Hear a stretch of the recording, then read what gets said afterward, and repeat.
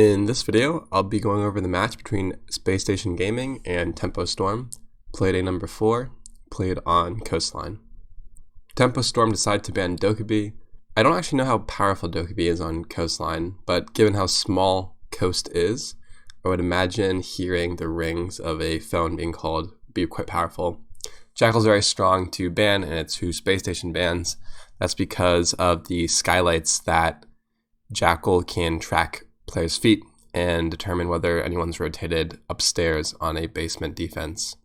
Also, as I talked about in my Why BDS Suck video, being tracked by Jackal on smaller maps means that, and especially on Coastline, with there being so few rotations out of rooms, being tracked is extremely oppressive because the defenders or attackers know where you are and they can pinch you quite easily. And then we have our 2 intel ops being banned that would otherwise force an IQ to be played, but since they're banned, we don't really need to bring one as an attacker.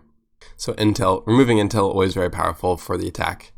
Coast, traditionally more of an attacker-sided map, and given the bans, I would say that it actually favors the attackers. So for our first defense, we're going to the double bars. From SSG, I've seen them do this often. They commit to Thatcher quite a bit on Coast. I know during the invitational quals, they were bringing Thatcher on Coast as well. I believe they're also bringing Dokkaebi. And then they also like to bring both of the nade operators in Buck and Sledge, who ironically won't do a whole lot this round in terms of their utility. Capitouche is very strong, so bring him. And then Ash is giving one of the best attacking entry fraggers right now in Siege, one of the best entry attacking fraggers in Siege. Pulse is probably the most unique operator in this lineup, because Mozzie is also kind of default, and so is Jaeger. But Pulse, very strong on a basement or a first floor defense on Coastline, because the attackers in theory want to go above, soft breach above, create pressure into site in order to make the execute smoother. But Pulse is a direct counter to that, and you kind of need to contest him horizontally in order to actually remove him and his unique ability. So somewhat predictable. I think it might be interesting to note that the Sledge could have been a direct counter to the Castle. The truth is, though, that the attackers don't actually have a counter to Pulse since Dokkaebi was banned, Jackal was banned. You could bring IQ, but not really worth it given the operators that remain on the defense, since Valk and Echo are both banned. I will just reiterate about the Jackal ban. If I am, say, in Office, I know that there's 2 rotations out of Office. That's through Sunroom and Blue Bar. Well, if I'm getting tracked, then the attackers know that I'm stuck here. I only have 2 rotates. What they can do very easily is pinch through security and hold the Blue Bar window rotate. And then this player is forced into a gunfight. They either win it or lose it, but it's not a position that as a defender you really want to be in. On to reinforcements. It's not uncommon, and also soft destruction. It's not uncommon to have footholds across courtyard wall. That's because it's very difficult to actually hold in Blue Bar since we do have this Blue Bar window. So defenders are given another option to contest plant that would occur traditionally behind the bar itself from an entry into Office, and these footholds allow you to contest that kind of plant. So from there, we have reinforcements on the split wall, or not the split wall, but it creates a split from Blue Bar into Sunrise, and then rotations into Sunrise and Blue Bar. A single reinforcement on the hallway wall. The reason why you don't have to reinforce the wall next to it by the default camera is because this is actually blocked by an object roughly around here that allows a safe rotation between sites.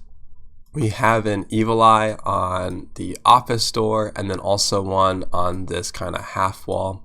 Great for determining whether the default plants are going down. Like I said, typically we try to plant here and here, depending on our entries through the site. Some horizontal soft destruction into kitchen, not uncommon, and we will see this from, I believe, both teams, that an Ash entries into service entrance and either holds rotates here or continues to press into kitchen in order to apply site pressure and get a easy pick onto a anchor inside site who's rotating around. And in terms of defender positioning, we're going to have a player, Maestro, underneath the blue bar stairs, Smoke inside of Sunrise, and then we have to turn our attention to above and look at the reinforcements there. One reinforcement on VIP Lounge into hallway, and then they're going to set up a pretty heavy upstairs reinforcement strategy. The reasons for these reinforcements, of course, is that you want to play a player in hookah in order to help support vertically, contest vertically. This particular reinforcement mitigates angles that an attacker can get from 90 hallway, and especially with the rotation that they have into billiards, allows this rotate to be safe for a defender.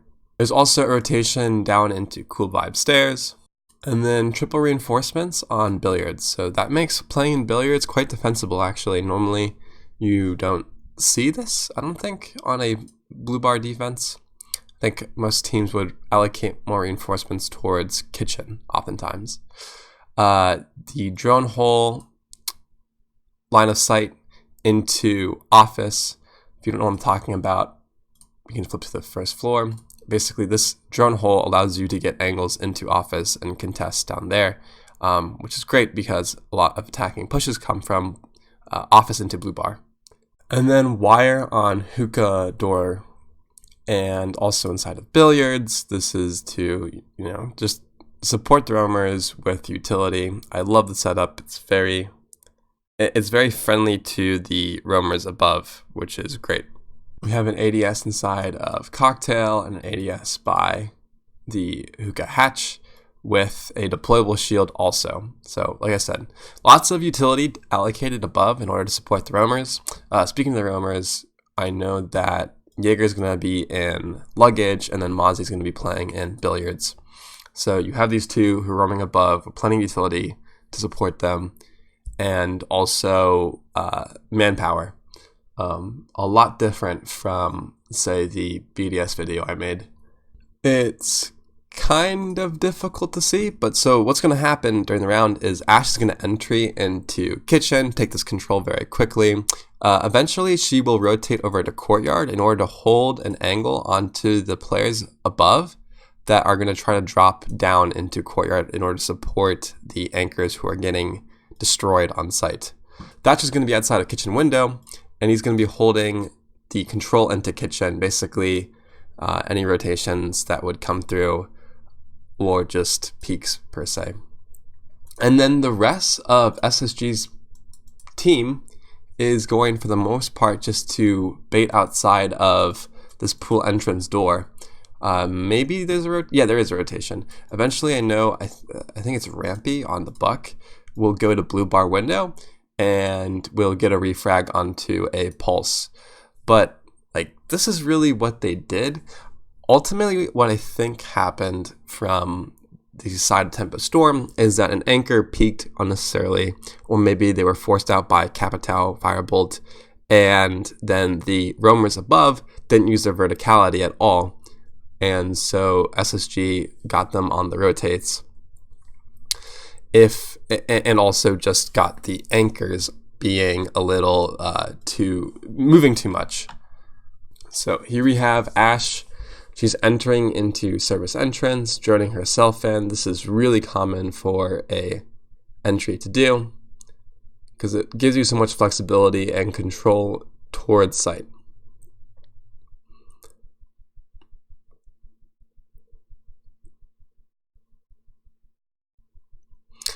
What I think is really important to mention, though, is that Fultz is playing this very passively. He's waiting for the defenders to rotate, to move, to get a little anxious, instead of initiating any kind of contact. That's why we see Canadian and Bosco pushing towards pool entrance. I don't know what Maestro's doing right now, but he should be on cam zapping this cam that Canadian has in the bomb chassis, because his evil eye's staring right at it.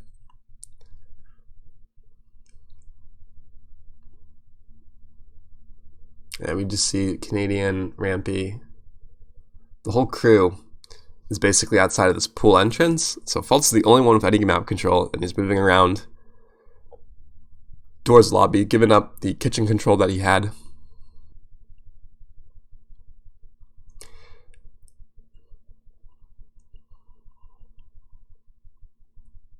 Filthy gets a nice kill onto Bosco. And so what does happen is Smoke dies from a firebolt behind the half wall inside of Sunrise. That forces the rotation from Jaeger to go into luggage. Fultz is already there, gets the kill. And then Rampy gets the refrag onto the Pulse here. So losing the Smoke caused a lot of commotion for the defense. Well, so Fultz does eventually make his way upstairs. But one of the big things I want to really hammer in is that if the roamers had used their verticality like it was set up, or in theory it was set up, then the attack should have never been able to attempt a plant, should have been able, yeah, really that's it. They should have never been able to attempt a plant. You can hold a vertical angle over the pool door and stop the plant from happening at all. Same thing from both sides. The only difference is that Canadian will change onto Habana. I don't think SSG expected them to go back to blue, the double bars, but Tempo have a habit of returning to the same site after losing it. And based on how that last round was played, I don't blame them. Like I said, I think SSG should have lost that round in some ways if Tempo uses the verticality that's set up for the roamers above. Same setup, round number 2. SSG really value opening up the one soft wall in courtyard to apply pressure into tail. Don't know if it does a whole lot because it's really better if you push from 90 hallway and you use that soft breach, which it looks like this time SSG actually going to do. So this time it looks like SSG are actually trying to clear vertically, which runs into the counter-strat of Tempo Storm.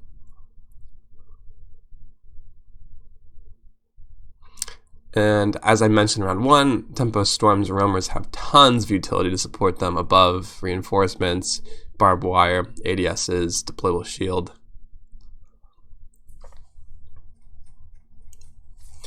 And you'll notice that Maestro even moved from the Harry Potter position of Cool Vibes to top of Cool Vibes.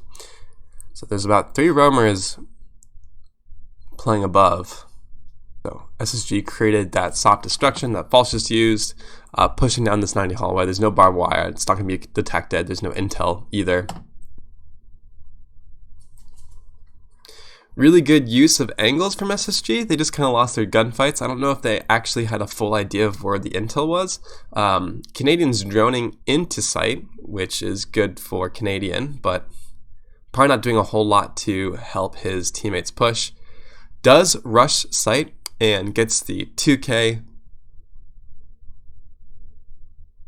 I don't know why Canadian decided to plant there. I mean, no matter what, the Evil Eye saw him move into Sunrise, in theory. The theory being that one of his teammates was watching, one of Tempo Storm's teammates was watching the Evil Eye.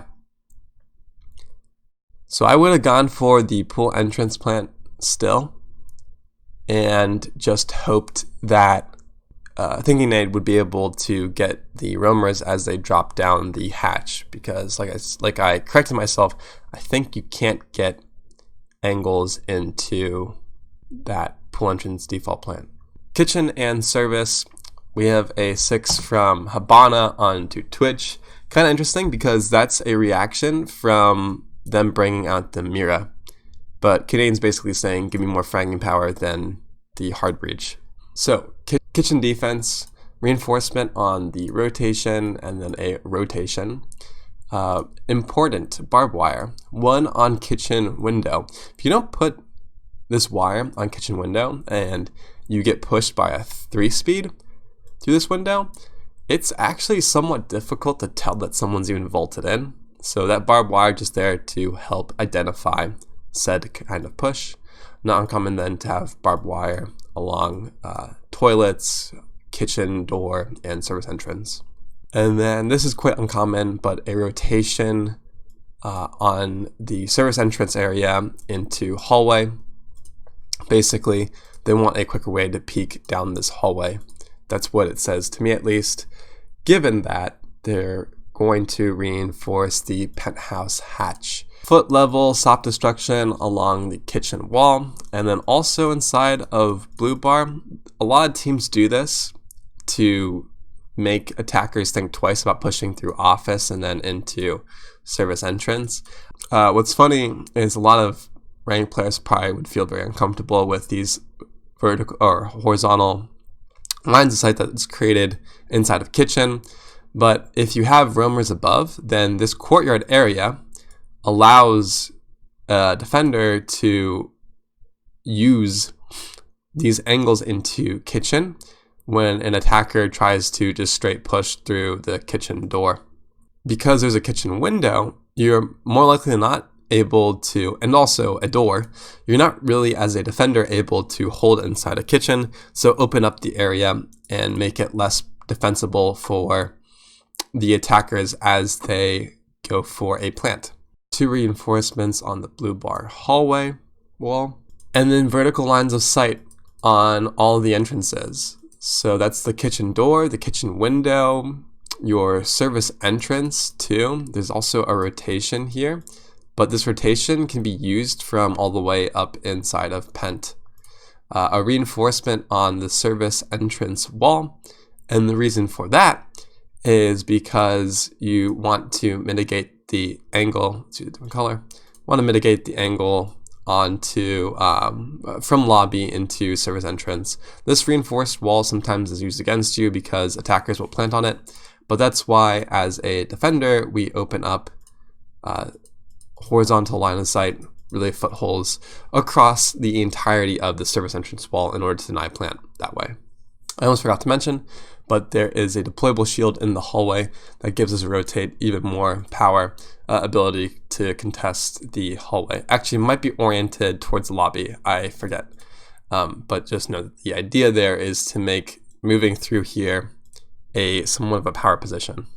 If we go to the second floor, reinforcement on VIP and 90, and then 2 reinforcements on the theater split with the penthouse hatch, of course, reinforced. The idea here is just to contest the entrance into penthouse, because penthouse is where the attackers would go to create vertical soft destruction onto site and harass the anchors there.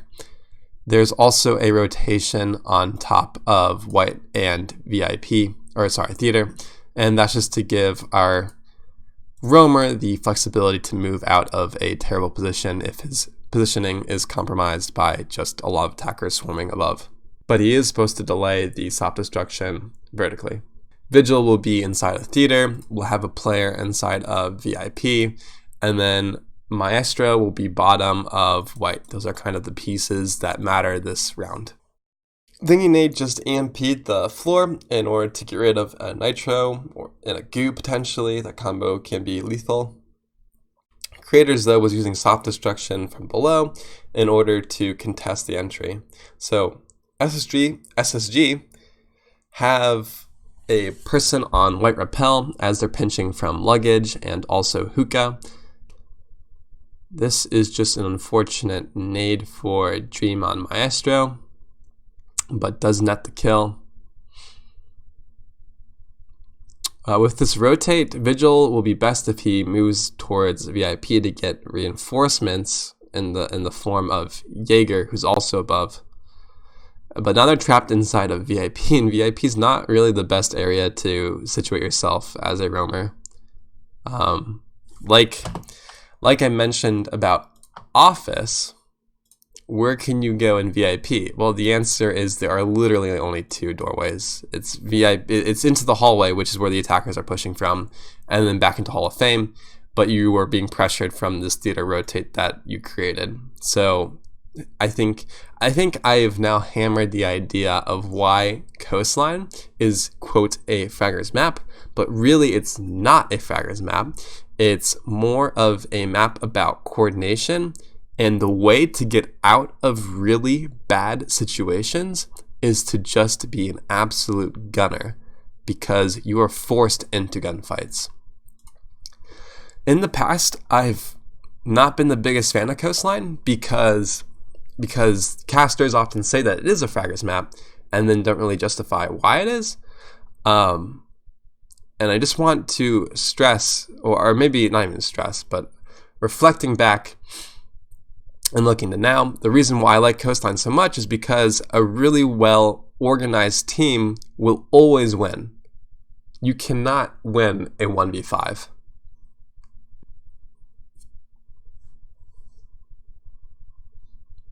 So the pinch onto the player in VIP, successful. Oh, and his deployable shield is facing the lobby side. So able to contest the lobby if needed with that. I would actually think that'd be better the other way, since pushing through lobby, though happens, not my biggest concern. I'd rather have a way to contest the hallway. But I guess, so that deployable shield, if you peek from this rotate, you peek the lobby side. If you peek from bathroom door, this deployable shield works with you, right? Into peeking into the hallway. So maybe that's the thinking there. If you move the deployable shield the way that I was thinking about using it, then you would only get it to contest the hallway. And so this stop destruction low global is able to deny plant, but they ultimately lose because there's no vertical coverage above from the defenders. Much of the same in round 4 in terms of attacking and defensive strategy. In fact, the reinforcements from Team Tempo are going to be mostly the same, except this time they will reinforce the wall that they had opened into lobby from service entrance. They'll also move the deployable shield that they had in lobby to the connector by the bomb. SSG will bring out Gridlock and set up Twitch. I say give Canadian the fragging power. It's not like SSG were ever punished by a rotation back up. So Gridlock, not really necessary in my opinion. So Ash is going to vault right into blue window, take control of blue almost instantly with the droning of Canadian. What's funny is in this round, the defenders have not opened up leg level stop destruction into blue bar. And we see once again, the entry just kind of holding rotates, waiting for someone to do something. Vigil stuck in office and Mozzie stuck in Sunrise Bar. So if these two roamers wanted to, they could pinch the attacker. They don't need to initiate anything, so I like that they're just kind of playing passively in their positions. And Vigil will actually get out of dodge and rotate upstairs. So Maestro was playing inside a lobby, not uncommon for a Maestro to be playing in this position, and then got an angle from lobby into courtyard and just maybe got a lucky wallbang, kind of difficult to actually tell, onto the player inside of blue. And so I've talked about how I like Coastline since it's very coordinated, or you can get a huge advantage if you're very coordinated. Defensively, the response needs to be the same, but then also defensively, when you know that you can take a 1v1 and win it, you should always take it. A lot of times, teams that win Coastline, I feel, are the ones that use verticality very effectively, use utility very effectively, and then also set themselves up for crossfires and orient themselves in a way that they lead the attackers to think that they're taking a 2v1, but in reality they're taking a 2v2. So lack of droning on the player inside of office, and then each attacker will single-filed push. The guys that were pushing the player in office should have been droning a player into office and then just holding the rotations out of office. Don't let the defenders engage in a 1v1. That simple.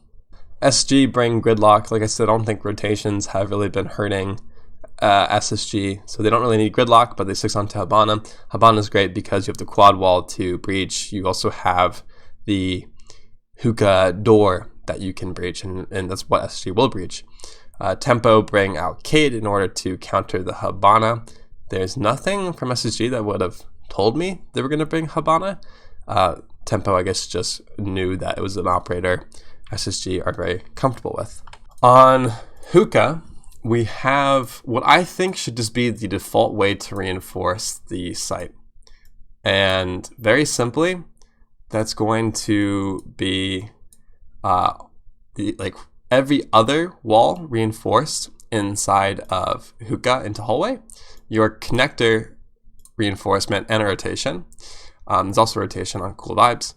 Your 2 reinforcements on VIP, and then 4 on the quad wall. The reason why reinforcing these 2 walls is very strong is because then you can play, well, so vases like right here, you can play inside vases, but you can also play off of both of these walls. And then the motive behind reinforcing this wall is to give a player who plays behind the connector reinforcement a little more of a defensible position, because otherwise they're exposed. I'm sure everyone understands why reinforcing cocktail wall is good, but to dumb it down, from the skylight of courtyard, attackers can get angles into basically all of the site, and there's no way you can play inside of a hookah because there is a window repel. It's kind of the same story for billiards, even regardless of this courtyard wall, but this repel that you get on billiards doesn't see into the position that a lot of smug players will play.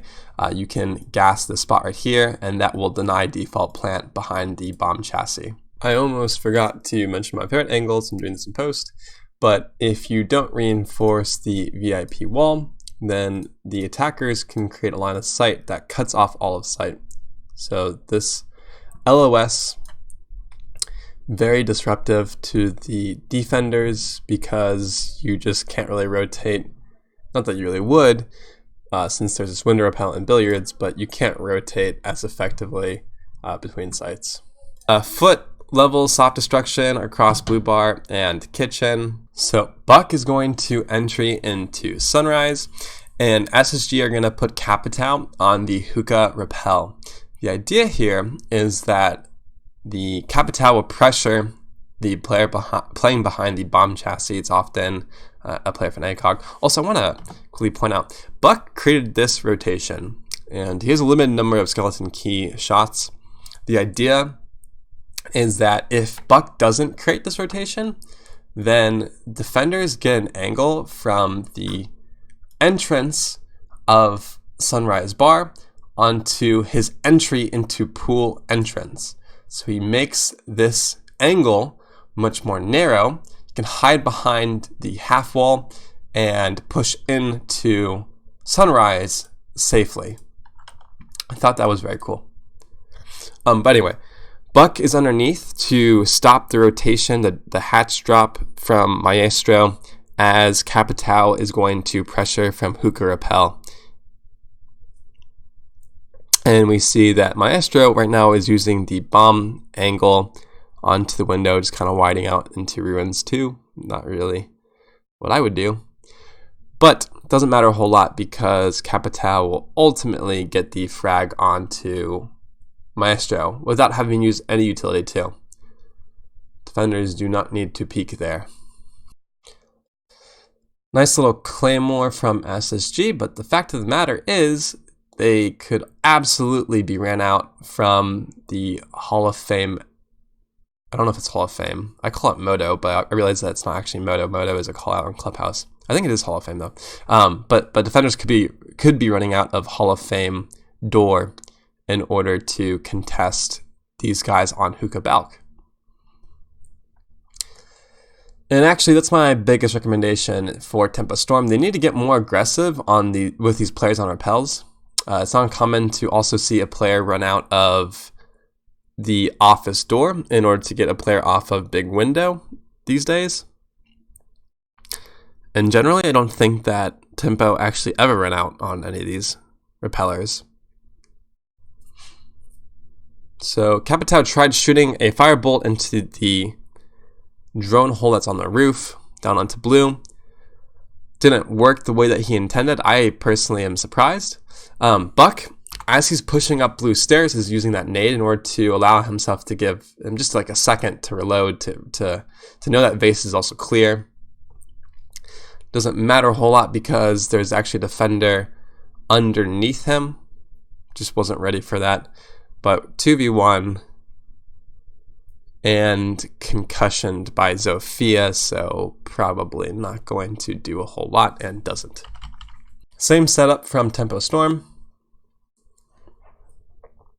So I mentioned that the defenders need to get more aggressive onto the players on these repels. Well, one thing is you just don't need to run out in Pro League. You don't need to run out ever, really.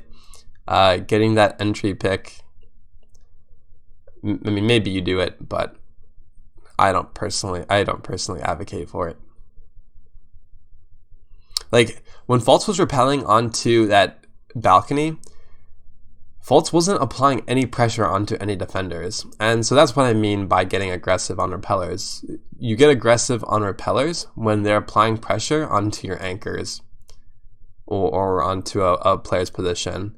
But you don't just be aggressive to be aggressive and try to get an entry kill, or opening kill, especially as a defender, since time is on your side anyway. But probably one of the biggest issues from Tempo Storm is that they're all kind of stacked up in that vase area. Not going to be very difficult for that to happen. And then I believe Space Station will continue to aggress onto this Maestro and be able to down him. All from this one window and hookah balcony. So Tempo Storm probably need to move a lot less. Pulse, reacting to the pressure on site, is trying to rotate up cool vibes, dies, and then Smoke left in a 1v4. I mean, so I don't know if Smoke's kit is really the best to play that. I mean, through the defensive half, I don't think there's a single operator that would have really saved Tempo Storm. My big recommendation is just stop moving so much. You don't need to defensively unless you're being forced out of position with utility. Switching to kitchen and service, SSG bringing out a lot of conventional operators except for Ella. Ella's actually really strong. I don't think people realize how good her utility is. When you jump into, when you just push through any threshold, you're instantly stunned, and she brings a deployable shield. It's a bit nutty. Her gun's also, I understand the recoil is difficult for some people, but her gun is insane. It is still a defender gun with 41 bullets and 1,000 plus RPM, or not rounds per minute, but RF. And then on Tempo, we have mostly the same lineup, except they will bring out a lion. We'll see how effective that lion is. So conventional barbed wire on kitchen door or window, kitchen door, service entrance, and toilets. 3 reinforcements, service entrance, 1 on the rotation, of course the rotation, and then also on that same wall inside of bathroom and service entrance. And then you're also going to have your default rotation between service entrance. Maybe it's not rotation, but it's a line of sight that is like somewhat head level, and then foot level soft destruction into service entrance in order to contest the plant. Let's see, while we're down on this floor, a barricade on security. This is give a player in lobby a little more peace of mind from a push that would come through security into lobby. And then an evil eye inside a lobby and just outside of the bathroom area. Deployable shield by the bomb chassis gives that position a little more strength, and I'm coming for a smoke to play here. Rotate and connector wall, a very good place to play a smoke since he can deny both sites with those toxic babes from the safety of a reinforced wall, that rotation reinforcement. Let's move up a level. Reinforcement on VIP and hallway. Actually 2 reinforcements there. 3 reinforcements on theater, and then a deployable shield just to make this even more of a choke point. Again, we're trying to contest inside of penthouses where you want to soft breach. The reinforcements here, here, and here are just to reduce the long lines of sight that attackers would be able to get from, well, actually VIP. You can get like this angle, etc. And then it also negates the angles that you could get from billiards into VIP if a roamer were to move into that position. We saw last game, or on the defensive half of Tempo Storm, Vigil and Jaeger, I think, eventually moved into VIP where they would ultimately die because Buck opened up this very specific wall. And that wall obviously allows a player to situate themselves in VIP more convincingly. Defensively, the positions of these players are going to be Mute inside of Penthouse. We have Jaeger inside 90 paired with an ADS. And then Ella, who will move up and down White Stairs. Look at this awesome crossfire. I mean, you have a player who's situated 90. You have a player on top of White. And then you have a player in Penthouse who could also move to VIP Lounge. So potentially it looks like that. And then obviously these players can move into different positions based on where they need to go. But control of 90 and having a player there, really, really strong if they can play there comfortably. Smoke is obviously going to be on site, and then Maestro will be in lobby. And that's just yet another crossfire that he gets with Ella. So we just got kind of a great view of all the defender positions.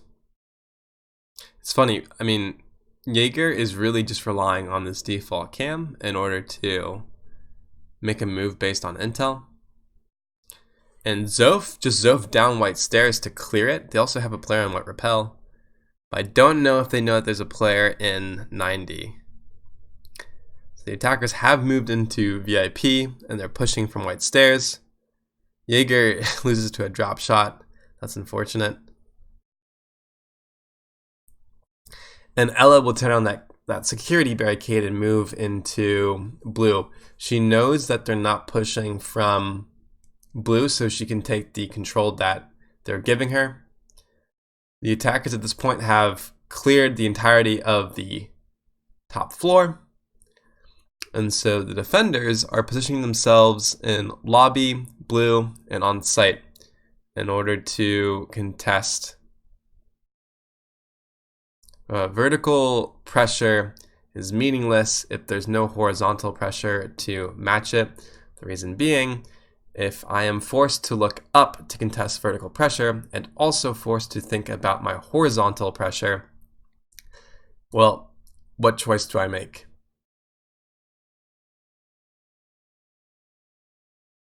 So there's vertical pressure that you could create into lobby. Maestro just, it seems like he wasn't droned out, but I know that he was droned out, and he gets a 3K for it. One kill was peeking up the Penthouse hatch. Another kill was on the White Stairs, and then trading with the player pushing to the lobby door. So the vertical control that the attackers got and the vertical pressure that they created didn't net any kills, didn't really put any player out of position.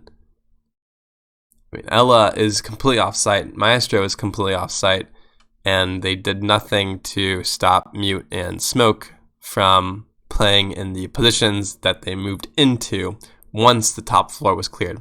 So really ineffective vertical pressure from Tempo. Like I said, I think it's because there was no horizontal pressure. We have a double bar defense, Mira's being brought out, and Tempo have brought no counters for her. That's going to be your immediate blocker. The Mute versus Lion matchup is interesting because Lion makes you remain static in a position, but Mute, in order to counter Lion's ability, somewhat keeps you static. So Mute's not really a great counter. Actually, I think Vigil is very strong since when he's cloaked, he can move through Lion's ability. Would have been a cool 6 from SSG, I think, especially given that Jackal's Band and SSG or Tempo Storm are relying heavily on Lion to execute pushes, it seems. An unorthodox Mira window going to be placed on the pool entrance, but basically that's just saying like, don't even dare try pushing through here, or it's just kind of like, it's not even that. Like, no one's gonna be playing behind this Mira window, I don't think. It's just kind of annoying, I guess, for the attackers because you're unsure if a player is just going to pop up and blast you. And then a reinforcement on the pool door. So we saw Buck earlier entering through this same reinforcement. And so they're reinforcing that wall that, Buck moved through in a previous round. That's this one right here. Going to double reinforce blue into office, and then put a mirror window on the east side of this split. Rotations, of course, and foot level soft destruction along courtyard and blue bar. And then because we have a mirror, we need to reinforce the hatch in sunrise so that she can play in that position. We would also want to reinforce the hallway so that she cannot be contested playing behind that black window. Barb on cool vibe stairs, pool entrance, and blue door. Nothing crazy there. And an evil eye on the half wall. So a lot of utilities being allocated on site, which will of course put a lot of our defenders on site. You're gonna have the mirror playing behind her black window in sunrise. You have a mute who will play in Harry Potter of cool vibes, a maestro who will also be behind sunrise, and then Mozzie white stairs, and another player, I'm not really sure where he goes. For the attackers though, without there being a whole lot of utility above in order to support the roamers, you should be able to take tons of map control very quickly, and that will be really important for Tempo Storm in order to win, because where you'll face real challenges is on site. So Faults gets super aggressive. I don't know what warranted that run out, but he did it. And then Ash took kitchen control pretty quickly, but just got aggressive as well. Trying to refrag, probably didn't need to. That was a bad decision from Crazy if there wasn't a drone that was supporting it. The entirety of the attack kind of regroups in kitchen and then dips out of kitchen. Looks like they are going for office, but what they might not know is that they're just going to look at a black window that will be staring at them in blue. So Tempo need to have a better idea of what site looks like, because if they had known that there was going to be a black window, I highly doubt they would even had switched their push into going into blue. That's a nice smoke bolt though, because it would have, I mean, that's enough for you to push into blue since Mira can't actually see you. What a shot. So I would characterize that last round as Faults getting aggressive onto a player who is just not prepared to be ran out on, especially by a Maestro 3 armor. And then Tempo reacting, or really it's Filthy on the Ash. I might have said Crazy, but it's Filthy on the Ash tried to get aggressive onto site, pushing in through kitchen with what seemed like a lack of intel. Not a good decision. Kind of lost the round already. Tempo, without any map control, decide to take into office, but office is where the counter-strat is somewhat set up, since you have to go through a single door, since blue is reinforced, and Mira is manned on a black window. You can see your every movement. So Tempo are bringing out a Twitch. They don't want nothing to do with Mira, and that's really the only adjustment. And then we have a 6 from Mira onto mute. SSG do bring out Vigil, so Vigil would have been the counter to Lion, but no Lion from Tempo. On a hookah and billiards defense, same reinforcements as Tempo. Like I said, I think those are the default ones every team should use. The only difference is that they will put barbed wire on the aqua door, and that's something that Tempo did not do. Tempo, I guess, knew that SSG were going to push through hookah, so they didn't allocate utility there. There's also going to be this deployable shield on the split door of hookah, and so that gives that position even more power. So Ash entried below. We just saw the Ash charge detonate over underneath Maestro. There's no person, like, how? This is kind of like the barricade in Hookah isn't even torn down yet. So Bosco can just make giant rotations inside of sight that should be punished, since attackers are just not in position. I don't even know what the point of Ash charging below was then. And it seems like Tempo are going for an Aqua push. This is more traditional. So I don't understand why Ash is even in Sunrise. I know, so I was going to make a video about how Filthy on Tempo plays a lurker role as an attacker. And what I mean by that is he often goes underneath by himself and holds hatch rotations. Well, maybe that's what the Ash charge was for, but the bigger problem I have is that Tempo Storm aren't pushing through Hookah. They're pushing through Aqua. You have a player on Big Window Repel. Great. See, we have creators here. We have 2 inside of Aqua, and then Filthy is below contesting Hookah? I'm not sure why. Looks like Thinking Nade able just to run out, maybe? I'm not really sure how he got the kill. So if Filthy's patient, well, really it goes both ways. The more patient player here is going to win the gunfight. It's that simple.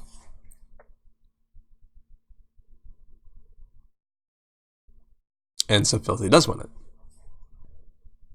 Canadian will get a C4 kill, most likely on a repeller, or maybe just onto the balcony.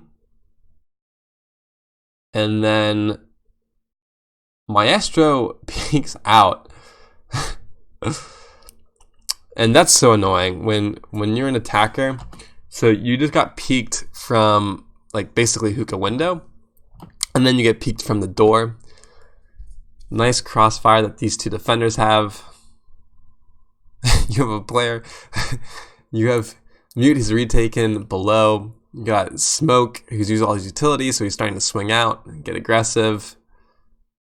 I mean, that's definitely unexpected. And then the run out from Canadian. That was a bit of a meme. You don't need to be doing that as a defender. You're in such an advantageous position. Or there could have very likely been a Claymore there. So I'm really happy that SSG have taken us on every single, on a new map every single playdate at this point. I hope we go 7 for 7. We're 4 for 7 right now. But Coastline, one of my favorite maps now. Faults, 10 for 3. Just an insane player. Already talked about in the last video how he had like a 4.8 KDR as an attacker. It's kind of funny that his KDR is better on attack than it is on defense, but whatever. I am not going to be throwing in anything about, I just have the game kind of playing on 2-speed while I talk, but I didn't throw the spreadsheet segment into the video. I got the sense that it wasn't doing a whole lot to augment the video. I mean, and also think that I've proved that I can do it and what stats that I'm interested in. So that's enough for me. It's also just a template for other analysts, hopefully, to use and apply to their team and make their team better. All in all, always a joy to watch Coastline, one of my favorite maps to watch. I'm going to leave a little soundbite from the interview that I thought was hilarious, and take care. Is this I'm blue,